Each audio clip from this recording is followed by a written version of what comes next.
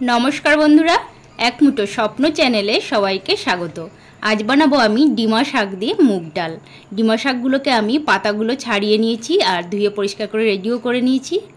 এবার আমি মুগ ডালটাকে ভেজে নেব একটু সর্ষের তেল দিয়ে।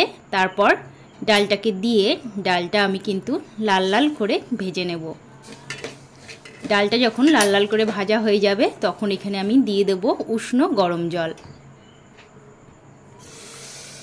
উষ্ণ গরম জলটা দিয়ে দেবো, তারপর ফুটিয়ে নেব। ডালটা যখন দেখো ফুটে গলে গেছে তখন আমি এখানে দিয়ে দেব স্বাদ মতো লবণ আর হলুদ। ডালটা কিন্তু আমি কাটা দিয়ে ঘুটবো না, ডালটা একটু গোটা গোটা করেই রাখবো, তাহলে খেতে ভালো লাগে এইভাবে রান্না করলে। এরপর আমি এখানে দিয়ে দেব ডিমা শাকের পাতাগুলোকে, তারপর হাতা দিয়ে একটু ঘুটে নেব।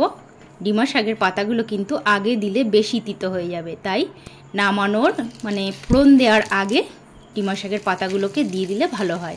এরপর আমি গোটা জিরে আর কাঁচা লঙ্কা ফোড়ন দিয়ে দেবো। এখানে পেঁয়াজ কুচিও দেওয়া যেতে পারে, তবে আজকে আমি যেহেতু নিরামিষ করছি তাই পেঁয়াজ কুচি ফোড়ন দিলাম না। তো হয়ে গেল আজকে নিরামিষ ডিমা শাকের পাতা দিয়ে মুগ ডাল। তো তোমাদের কেমন লাগলো এই রেসিপিটা? ভালো লাগলে লাইক কমেন্ট অবশ্যই করবে। টাটা।